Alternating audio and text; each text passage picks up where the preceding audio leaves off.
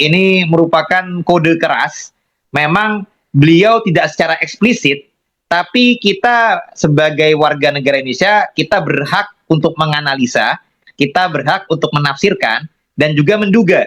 Dan diduga pernyataan Pak Prabowo ini merupakan bentuk perjuangan nasionalismenya beliau, dan juga adanya sifat keprihatinan kepada adanya sikap tanda kutip tamu-tamu di negeri ini yang bukannya menjaga kehormatan sebagai tamu, tapi malah berlaku kurang ajar. Bahkan tadi ada kata-kata beliau itu sampai kayak mau merampok saja di negeri ini gitu. Nah, saya kan ini waktu Pak Prabowo nyeka mukanya dengan tisu ini mau ngegas nih kayaknya. Cuman melihat Menteri Agama kayaknya jadi dikasih kode gitu ya, dikasih kode. Waduh, bahaya nih, bahaya, ngeri sedap nih. Nah, ya, Assalamualaikum sahabat AW Katapati, kita berjumpa kembali. Di sebelah saya Tubagus Mogi hadir kembali. Nah, Tubagus Mogi yang kemarin kita bahas mengenai DNA Prabowo Subianto, yang jenengan pernah mengatakan kemarin ya, beliau dari Banyumas, kemudian ibunya dari Minahasa, ini sebetulnya ya memang tidak omon-omon gitu loh. Karena beliau sendiri juga ngomong dalam sebuah pidato di peringatan Koperasi yang ke-79. Tapi biar pemirsa ini tidak selalu salah paham atau dikiranya kita sedang memframing atau membuat berita hoax, coba kita simak Gus ya, pernyataan Prabowo sendiri ya Gus ya. Ya, baik, silakan Mas Awe, monggo. Sorry ya,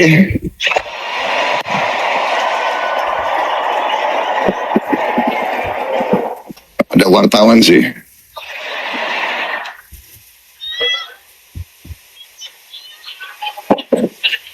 Saya ini lahir di Betawi, tapi saya asal dari Banyumas. Campur sama Minahasa. Waduh, ini darahnya darah keras semua ini. Tapi saya sudah tua, jadi sudah sabar. Sekarang saya sabar. Kadang-kadang aja kesabarannya hilang. Lupa sudah pensiun. Saya sabar, tapi kadang-kadang kesabaran itu juga ada batasnya gitu kan. Nah, di kesempatan yang sama ini Prabowo juga sepertinya ini menampar kembali Gus kepada Mbak Alawi, yang kalau kita lihat nih teman-teman di luar sana yang mengikuti pernyataan-pernyataan panjenengan mengenai DNA sejarah Mbak Alawi dari sisi sejarah itu, ini Prabowo diklaim malah disudutkan sebagai Muhyiddin Balawi, artinya pemerintah selama ini tidak pernah hadir. Tapi dari kutipan pernyataan Prabowo hari ini itu jelas menyebutkan sekali beliau ini sudah, saya menduga ini sudah kehilangan kesabaran terhadap Balawi.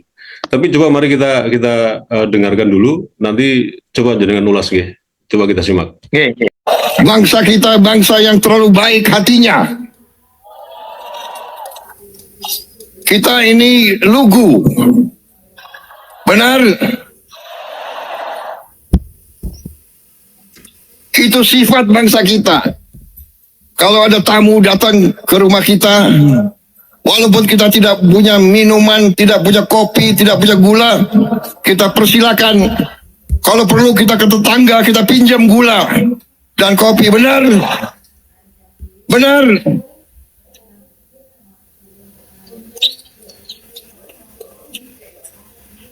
Ini sifat kita. Kita suka dengan tamu. Kita hormati tamu. Hanya kadang-kadang ada tamu yang nggak tahu diri.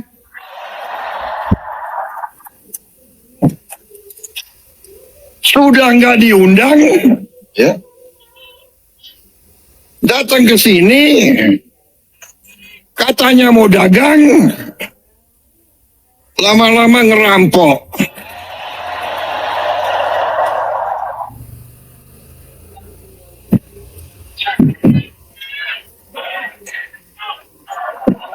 Menteri Agama, saya boleh bicara apa adanya, boleh?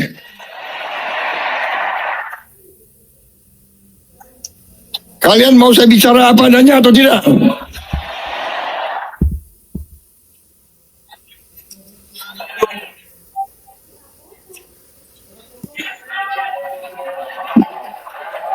Media lagi nunggu saya bicara kepleset.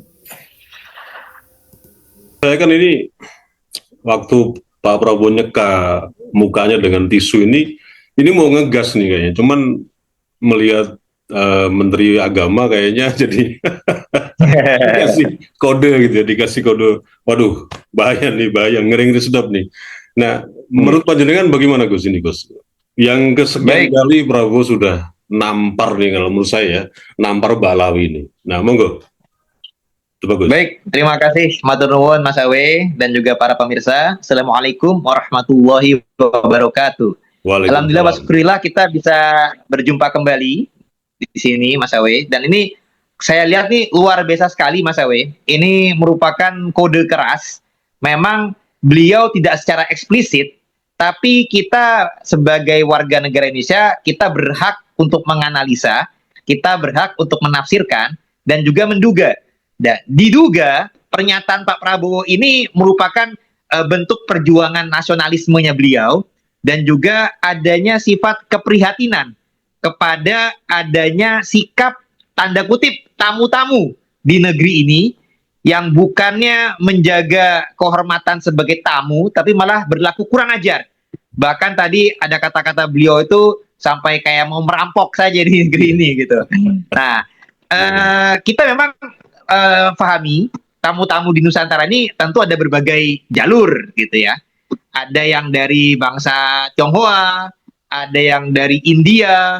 Tapi kalau menurut saya diduga ini tentang masalah tamu dari imigran Yaman, wabil khususnya adalah Khabib Ba'alawi. Nah, kenapa? Karena di sini jelas ada kata-kata ya, ibaratnya kalau bangsa kita itu kan menghormati tamu gitu. Nah, tamu yang benar-benar bangsa Indonesia itu juga disebut lugu. Nah, kalau kita berlaku lugu, menghormati tamu, memuliakan tamu, itu lebih kepada tamu yang dari Yaman ini dibandingkan dari yang Cina ataupun yang dari yang India misalkan tuh ya. Kita tidak terlalu sifatnya terlalu menghormati, memuliakan. Kita hormat tapi tidak sampai memuliakan banget gitu. Tapi kalau tamu yang dari imigran Yaman ini mengaku-ngaku sebagai cunabi. Nah, sedangkan kita tahu sendiri di negeri kita, umat Islam terbanyak di dunia adanya di Nusantara. Yeah. Karena orang Indonesia itu cinta kepada Rasulullah, tentunya karena lugu tadi, kata Pak Prabowo, mengedepankan husnuzon, mengedepankan praduga tak bersalah, sehingga memuliakan tamunya kadang jadi berlebihan. Karena disangkanya cucu Nabi asli. Ternyata Alhamdulillah kan sudah ketemu bukti-bukti data, ternyata mereka semua palsu, bukan cucu Nabi Muhammad SAW. Nah, ini yang kita lihat mengarahnya diduga tentang tamu-tamu dari imigran Yaman, terutama Khabib. Apalagi beliau juga minta izin juga itu kepada Menteri Agama. Yeah. Nah, kalau Menteri Agama ini semakin jelas disinyalir tentang Khabib. Nah, karena bagaimanapun Menteri Agama juga pernah menyampaikan tentang ikut berkomentar tentang masalah nasab Khabib ini. Beliau agak melindungi lah ibaratnya. Padahal sebenarnya faktanya ada berbagai kemungkaran-kemungkaran yang telah dilakukan para Khabib di negeri ini. Kalau hanya mereka meyakini sebagai cunabi, kita bangsa Indonesia bangsa toleran tentang keyakinan pihak-pihak. Permasalahannya mereka menggunakan keyakinannya tersebut untuk merendahkan bangsa kita, merendahkan para kiai-kiai kita, ulama-ulama kita, dan juga bahkan membelok sejarah. Tanda kutip juga merampok, kalau mereka pakai kata begal. Nah, mereka tuh merampok dan begal sejarah, begal nasab, dan juga ada beberapa oknum tertentu juga bedawir, merampok secara ekonomi, baik kepada masyarakat langsung, bahkan ada beberapa tokoh-tokoh oknum itu yang korupsi. Ada misalkan Reza Khalid dan anaknya, nah itu kan dari imigran Yaman juga. Yeah. Ada Nazima Karim misalkan, yang ibunya pun juga dari Ba'alawi. ada juga mantan Menteri Agama dari Kabib, itu juga Al-Munawar itu pernah juga kasus korupsi. Oke. Kemarin juga ada masalah Al-Jufri itu juga, Taufik Al-Jufri kalau nggak salah, itu sampai merugikan uang orang. Artinya merampok baik secara ekonomi dan juga merampok sisi sejarah kita. Iya. Mereka tidak berjasa, bahkan tadi disebutkan juga tamu tak diundang. Nah, yang mengundang mereka bukan bangsa kita, tapi Betul, bangsa betul. penjajah. Betul. Bangsa penjajah di masa lalu, Belanda, itu yang mengundang mereka untuk dijadikan alat pemecah belah. Jadi zaman dulu para kiai kita, ulama kita, bangsawan raja-raja Nusantara sedang berjuang melawan penjajah. Karena umat Islam banyak di masa itu, didatangkan orang yang bisa mempengaruhi umat Islam Nusantara di masa itu.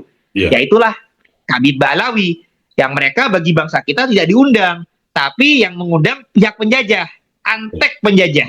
Nah, inilah yang kita bisa melihat sinyalemennya diduga keras ini tentang para imigran Yaman. Apalagi tentunya di konteks kekinian. Di konteks kekinian ini pihak mereka sudah ada yang berkorupsi, sudah ada yang terlalu berani mengajak ujaran kebencian, radikalisme. Nah, Mas Awe, kalau kita lihat bangsa kita tuh bangsa yang ramah. Iya. Tadi kalau Pak Prabowo juga sebutnya lugu. Tapi sejak diajarkan tanda kutip berguru kepada imam besar, imam jumbo, bangsa kita ini diajarkannya malah caci maki oleh para kabib-kabib itu.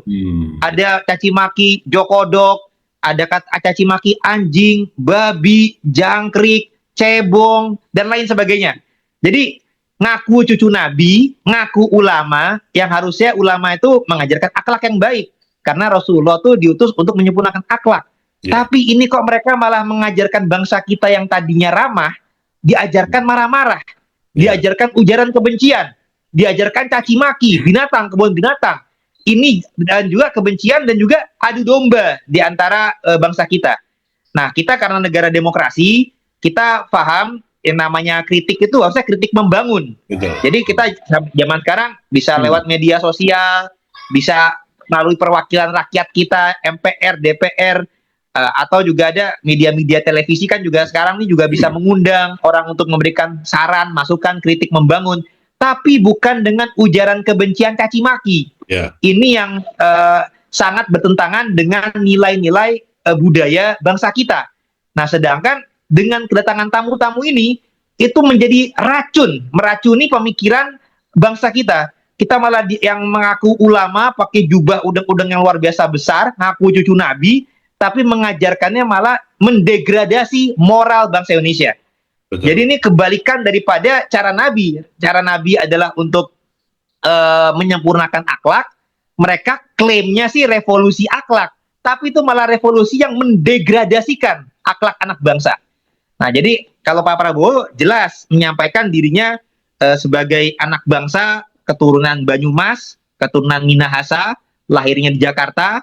Nah, kalau kemarin saya juga sampaikan juga ada tautan silsilah ke Jogja dan ke Wali Songo. Nah, tapi kalau untuk Banyumasnya ini juga biar para pemirsa tahu, kita juga punya data tentang silsilah beliau ke Banyumas. Bahwasanya Pak Prabowo Subianto itu adalah anak dari Pak Sumitro Djoyohadikusumo bin Raden Mas Margono Djoyohadikusumo. Nah, jadi kalau Pak Margono ini gelar Raden Masnya ini karena dari garis ibunya itu keturunan Sultan Jogja, Hamengkubuwono II. Yang mana Hamengkubuwono II punya menantu, kalau di beliau tuh ya anaknya ya, tapi kalau ini punya iparnya, itu semua di Ningrat, itu juga dirampok, dibegal nasabnya oleh Oknum Habib Lutfi bin Yahya. Jadi bin Yahya. Arti kata, dan di Penogoro juga, itu juga dibegal menjadi Hamid bin Toha bin Yahya. Nah, kita kembali dulu ke sistemnya Pak Prabowo.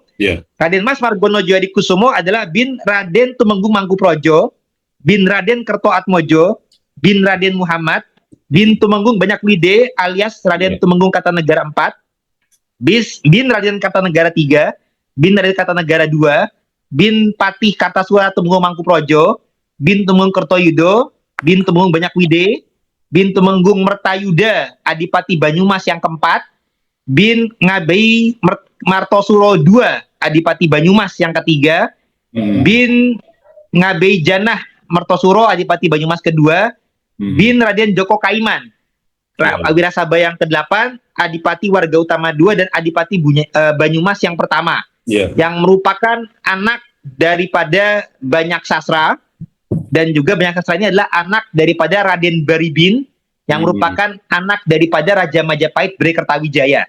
Nah, Raden Baribin menikahnya tuh juga dengan orang Sunda, dengan Diah Ayu Ratu Pamekasan, putri daripada Prabu Siliwangi yang kedua, alias Prabu Dewa Niskala.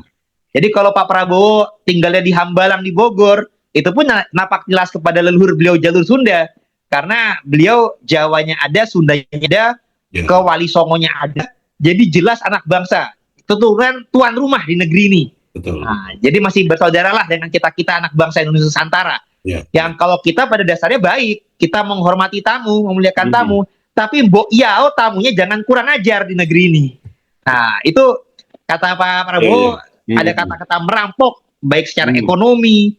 Nah, dan kita juga harus khawatir mereka ini bagaikan parasit di negeri ini. Kalau saudara-saudara kita dari Tionghoa, mereka fokusnya di bidang ekonomi saja. Mereka tidak terlalu punya ambisi untuk menguasai di bidang perpolitikan, tuh nggak terlalu. Mereka hanya, dan bahkan sifatnya mensupport atau kerjasama lah. Tapi kalau kita waspadai dari yang bangsa yang satu lagi ini, yang harus kita waspadai, mereka mulai merambah di bidang agama, ekonomi, politik, dan bahkan pejabat-pejabat tinggi pun juga sudah ada yang masuk. Nah, dan mereka mengajarkan rasialis, fasis, dan juga menyampaikan bahwasanya Nusantara kita ini binti tarim. Jadi seakan-akan tuh bintu tarim tuh anak bawahan atau anak perempuan, karena kalau mereka yang diutamakan anak laki, ini agak direndahkan anak perempuan. Sedangkan kalau yang lain-lain tidak, hanya setara, sederajat, dan bahkan mereka sudah sadar sebagai tamu. Tapi kalau yang ini malah tamu tapi seakan-akan mau menguasai, mau merampok dari berbagai bidang. Bahkan secara perpolitikan pun ya kita juga harus waspadai. Beberapa oknum imigran Yaman ya sempat mau jadi calon presiden juga itu. Nah, dan kadang-kadang juga ada gerakan-gerakan yang sifatnya mengkritisi pihak pemerintah sekarang yang rentan bisa untuk ujaran kebencian. Nah, ini perlu menjadi kewaspadaan bersama, sehingga kami sebagai warga negara yang baik, kami sifatnya mendukung pemerintahan yang sah. Kita juga mendukung bila mana Pak Prabowo menyampaikan hal tersebut sifatnya demi kewaspadaan bersama. Jadi kita sifatnya bukan untuk dibenturkan antara anak bangsa. Kita insya Allah anak bangsa yang cerdas.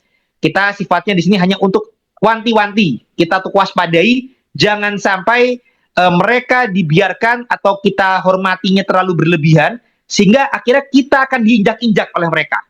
Mereka masuk ke elemen NU, mereka masuk ke militer juga, kepolisian juga, di pejabat tinggi juga. Tapi mereka mengajarkan rasis, fasis, yang juga perlu kita waspadai. Kalau orang lain berbuat salah, rakyat kita berani untuk mengkoreksi mereka. Tapi kalau kalangan ini yang berbuat salah, beberapa warga kita tuh takut kualat. Bahkan sampai ada yang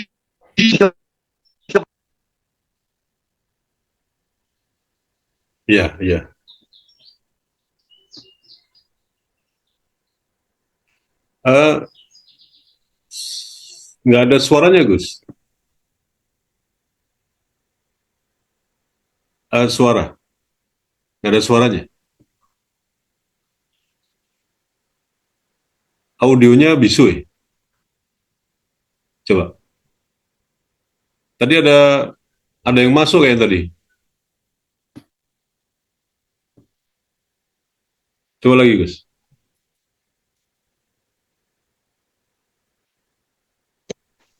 tes. Ya, masuk. Ya.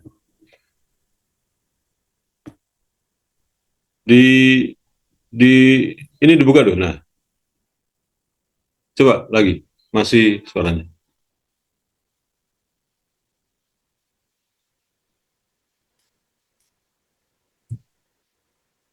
Coba di on kan di audionya. Yang di audio coba. Ini masih warna merah. Oke, ya. Ini ada telepon masuk kayaknya. Ya. Nah, oke. Tadi pada sampai ke gini. kita terlalu baik pada tamu, terutama tamu dari imigran Yaman, tapi kok mereka tuh selalu menginjak-injak, bahkan mereka masuk ke beberapa lini ya. Moga-moga langsung lanjutkan aja. Okay. Baik, ya itu dia. Jadi yang beberapa lini ini bahkan termasuk ke masalah perpolitikan juga. Jadi perpolitikan, ekonomi, kebudayaan, agama bahkan. Jadi mereka tuh tanda kutip kita harus waspada, penjajah berkedok agama, mengaku cucu Nabi. Padahal ya, kita sudah ketahui juga utamanya mereka tuh menggunakan jargon cucu Nabi. Nah ini yang alhamdulillah dulu-dulu orang mungkin sifatnya hanya tidak setuju dengan apa namanya ya, ketidaksopanan mereka, tapi sejak di tahun 2023 sudah mulai viral secara ilmiah bahwasanya mereka bukan cucu Nabi sesuai dengan kaidah ilmiah, ilmu nasab, ilmu genetik, dan ilmu sejarah. Nah, kalau Pak Prabowo, sebagaimana beliau menyampaikan tadi keturunan Banyumas, keturunan Minahasa, itu secara pernyataan beliau bisa diverifikasi secara de jure dan de facto. Nah, de jure tadi secara data tertulis sudah saya bacakan sampai kepada Bupati Banyumas, sampai kepada Raja Majapahit.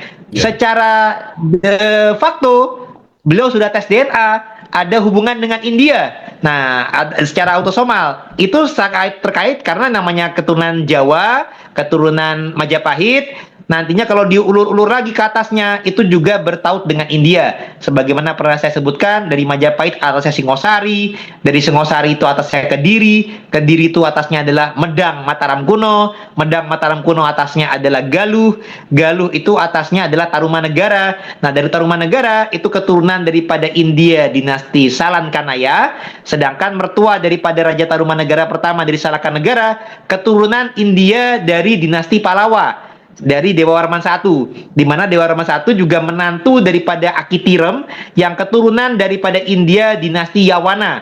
Nah, ini berdasarkan data Pustaka Raja Bumi Nusantara dan Negara Kartabumi yang artinya sinkron antara data tertulis dengan data genetik bisa diverifikasi. Itu yang tidak bisa oleh Mbak Alawi. Kalau Mbak Alawi, sebagaimana kita tahu, dulu yang bilang supaya tes DNA dan bisa sebagai data pendukung adalah Imam Jumbo Rizik Syihab yang menyatakan nantinya DNA-nya Nabi kemana, DNA yang mengaku-ngaku sebagai Nabi kemana, itu terjadi kepada mereka. Karena Rasulullah adalah dan keluarga keturunan Nabi Ibrahim itu haplogrup J keturunan Arab. Sedangkan mereka garis lakinya keturunan Kaukasus dengan haplog G. Dan autosomalnya juga mayoritas genetiknya genetik India. Tapi mereka tidak mengaku sebagai keturunan India. Kalau Pak Prabowo jujur dan kejujurannya ada genetik India terbukti dengan data de facto dan de jure. Ini yang tidak dimiliki oleh Habib. Mereka dusta ataupun juga mungkin mereka ya tertipu oleh leluhurnya yang berdusta lebih dulu ya. Jadi kalau mungkin tidak semua Habib berdusta, tapi mereka korban juga dari leluhurnya yang berdusta. Seakan-akan cunabi dan akhirnya yang termakan jadi korban bangsa kita yang husnuzon kepada mereka. Nah, itu kami sampaikan juga husnuzonnya kita sebagai tuan rumah yang tanda kutip kata Pak Prabowo lugu itu harus ditingkatkan dengan keilmuan. Bahwasanya praduga kita, prasangka kita, praduga tak bersalah hanya bisa kalau belum ketemu bukti. Nah, saat ini bukti-bukti sudah ketemu sehingga kita tidak boleh lagi menggunakan praduga tak bersalah karena terbukti salah. Genetiknya Balawi bukan cucu Nabi, baik secara ilmu genetik dan juga secara data tertulis. Data mereka jeda 5 abad baru diaku-aku diasumsikan oleh Ali As-Sakron di abad 9 Hijriah melalui data kitab Al-Burqah yang terbukti kontradiksi dengan data autentik ahli nasab terdahulu dari abad 4 sampai dengan 8 Hijriah, salah satunya dari kitab Sejaratul Mubarakah yang menyatakan Said Ahmad bin Isa tidak punya anak Ubaidillah, anaknya hanya Muhammad, Ali, dan Hussein saja. Nah, jadi ini merupakan pernyataan bangsa Indonesia, waspadalah kepada mereka yang sikapnya suka rasis, fasis, dan juga merampok dari berbagai sisi. Kurang lebih seperti itu, Mas Awi. Ya, dari ulasan Tubagus Mogi tadi kan, kalau kita kaitkan dengan pernyataan Pak Prabowo, bahwa kita ini terlalu lugu, terlalu apa adanya, husnudon, ya bolehlah, memang itu sifat kita. Tapi hari ini kan sifat yang seperti itu, sebuah kejujuran itu kan juga harus dilengkapi juga, ditambah juga dengan kewaspadaan berpikir. Betul, kita memang terlalu baik dengan bangsa manapun juga. Tapi kebaikan kita ini kan jangan sampai dimanfaatkan kan.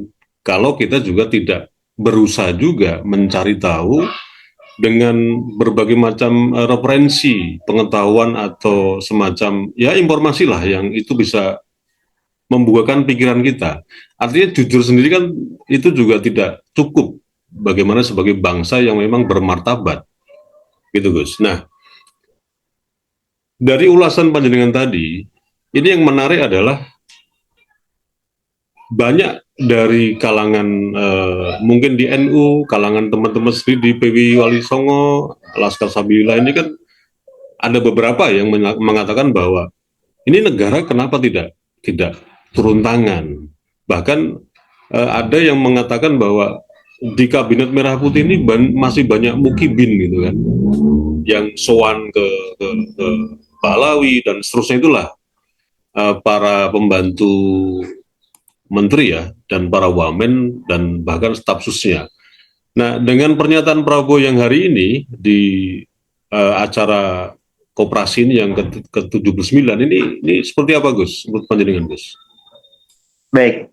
Jadi menurut kami pernyataan beliau itu sebagai peringatan keras bagi kalangan mereka dan juga ucapan supaya bentuk himbauan kesadaran bagi anak bangsa supaya jangan sampai mau direndahkan oleh tanda kutip tamu-tamu yang kebablasan tadi.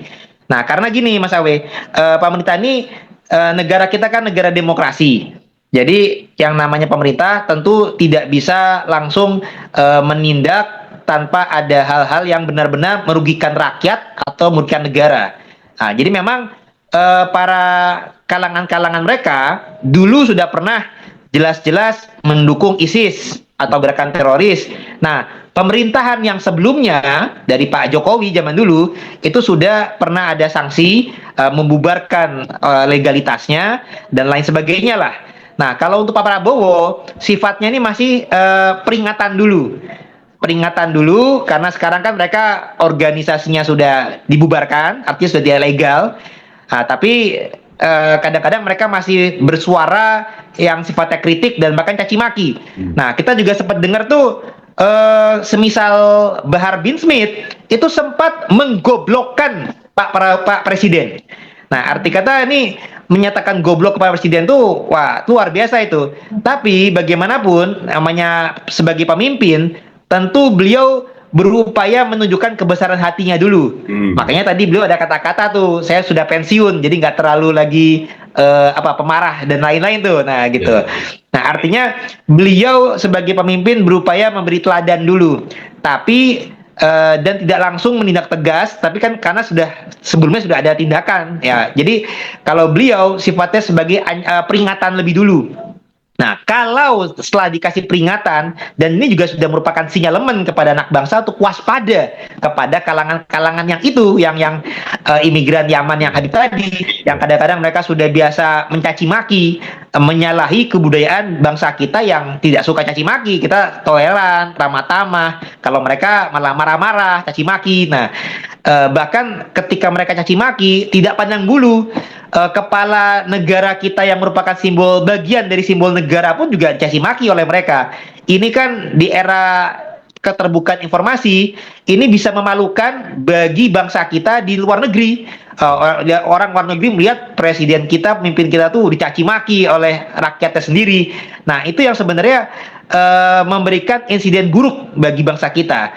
Nah, jadi kalau menurut saya ini sifatnya pihak pemerintah memang kenapa belumnya ya karena masih negara demokrasi, sifatnya masih pengawasan dulu, peringatan dulu, dan juga penyadaran dulu kepada anak bangsa.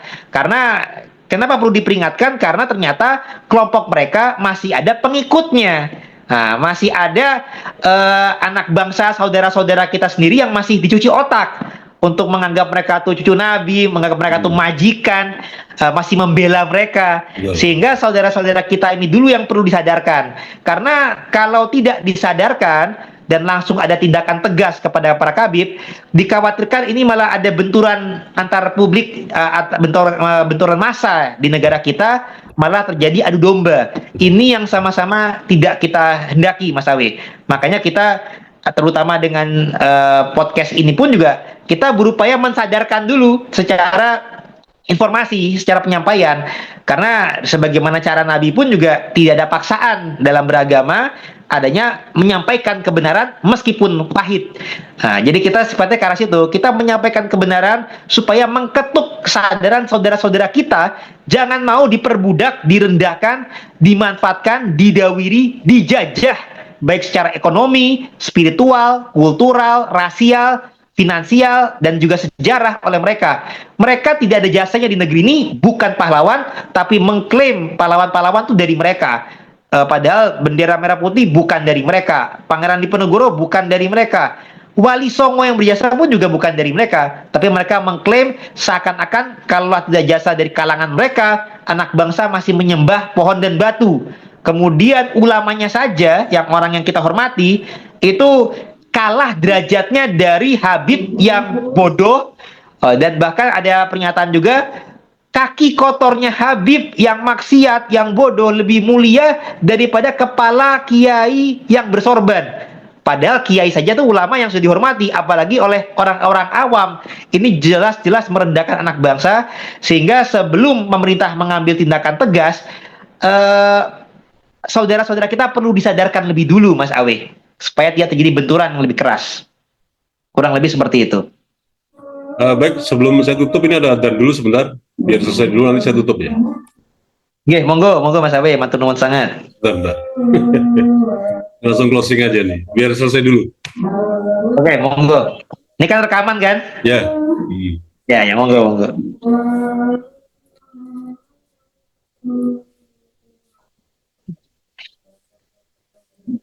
Juga matur nyuwun sewu, tadi ada telepon masuk jadi ini. Nggak apa.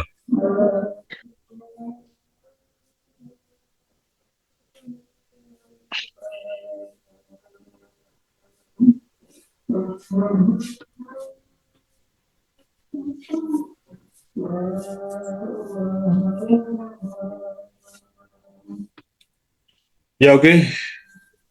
Jadi intinya Pak Presiden Prabowo dengan pernyataan di acara ulang tahun koperasi ya, itu menegaskan bahwa ini adalah peringatan keras bagi para khususnya klan Balawi. Jadi ini jangan coba-coba. Kalau nanti dari peringatan itu mereka masih tetap saja seperti yang kemarin, yang sudah kurang lebih 3 tahun kita perdebatkan ya, kita perbincangkan nih Gus, ya pemerintah pasti dengan tegas nanti akan turun tangan dengan berbagai macam caranya pemerintah sendiri. Jadi ini merupakan kewaspadaan bagi kita semua. Baik, Tubagus Mogi atas vlog hari ini, dan mudah-mudahan ini bermanfaat dan kita nanti jumpa next. Mudah-mudahan ini juga sebagai salah satu warning buat klan Balawi dan tetap kita waspada dengan mereka. Terima kasih. Saya kira aja. Wassalamualaikum warahmatullahi wabarakatuh. Waalaikumsalam warahmatullahi wabarakatuh. Jas merah, jangan sekali-kali melupakan sejarah.